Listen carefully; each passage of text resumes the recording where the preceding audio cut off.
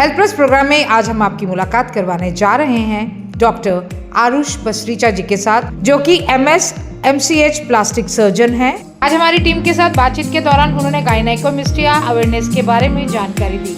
दर्शकों, Punjab plus channel पे आपका स्वागत है। आज हम आए हैं Pasricha hospital and maternity home और बात कर रहे हैं जलंधर के मशहूर plastic surgeon doctor Aarush Pasricha ji के साथ। डॉक्टर आरुष जी, स्वागत है आपका हमारे स्पेशल शो में। Thank you so much, Rishi ji, and hello to all the listeners of Punjab Plus channel.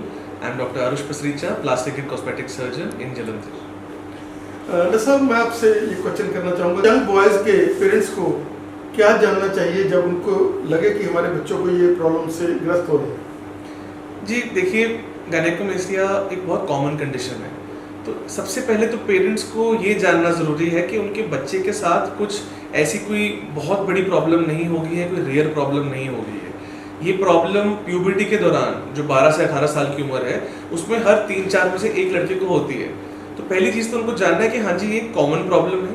और दूसरी चीज़ जानने की ज़रूरत है कि ये एक ट्रीटेबल प्रॉब्लम है, कि ऐसी बीमारी नहीं है जिसका कोई इलाज नहीं है। एक सिंपल छोटी सर्जरी के बाद लड़के ठीक हो जाते हैं। ये जो चीज़ें अगर पेरेंट्स जानेंगे तो वो खुद, उनकी भी एंग्जाइटी कम होगी और वो बच्चे को भी अच्छे से काउंसिल कर पाएंगे और सही डॉक्टर के पास ले जाकर इलाज करवा पाएंगे। डॉक्टर साहब, सर्जरी अगर वो करवा लेते हैं, क्या कहना चाहेंगे उसके बाद जो बच्चा है वो बिल्कुल नॉर्मल कंडीशन में और उसका माइंड सेटअप, उसने आगे जाके मैरिज करनी है, यंग ब्लडर्स होते हैं, तो कोई इफेक्ट तो नहीं किसी चीज़ के ऊपर? जी बिल्कुल भी नहीं। ये सर्जरी बहुत सिंपल और बहुत बेनिफिशियल होती है यंग बॉयज़ के लिए।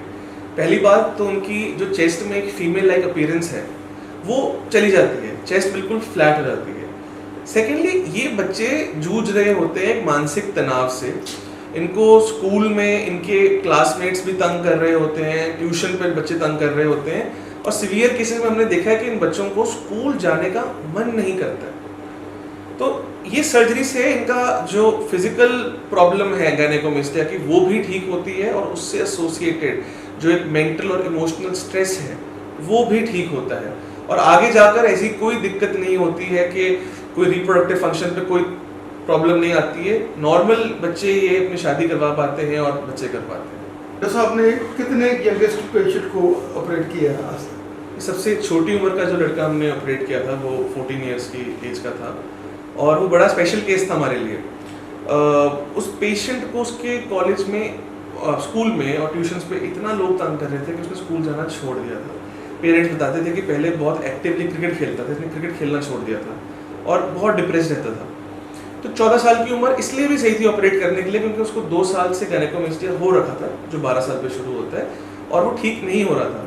तो पेरेंट्स को कन्विंस करके, उनको समझा के कि सर्जरी से क्या फ़ायदा है और कितनी सिंपल सर्जरी है, कितनी सिंपल रिकवरी है, हमने उस लड़के को ट्रीट किया था।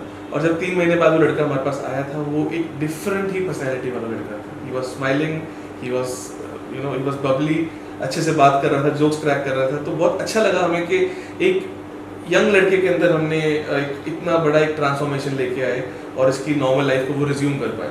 क्या कहना चाहेंगे कि डिप्रेशन तो इसके साथ दूर हो जाता है, मतलब अगले का जो मेंटल प्रेशर है वो रिलीज होता है, घर वालों का रिलीज होता है, क्योंकि जब किसी गायनेकोमेस्टिया है तो एक अपीयरेंस ऐसी उनको लगता है कि पता नहीं हम लड़कियों जैसे लोग भी जानबूझकर थोड़ा सा साइज भी उस तरीके से करते हैं भी, हाँ भाई किदा, मतलब जो फ्रेंड्स होते हैं।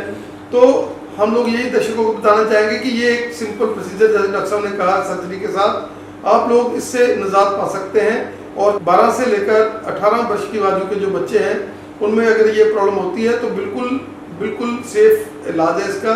और डॉक्टर साहब जिन्होंने काफ़ी केसेस किए हुए हैं, डॉक्टर साहब का हमें समझ देने के लिए और हमारे दर्शकों को अवेयर करने के लिए बहुत बहुत धन्यवाद। धन्यवाद जी एंड धन्यवाद पंजाब प्लस के दर्शकों को।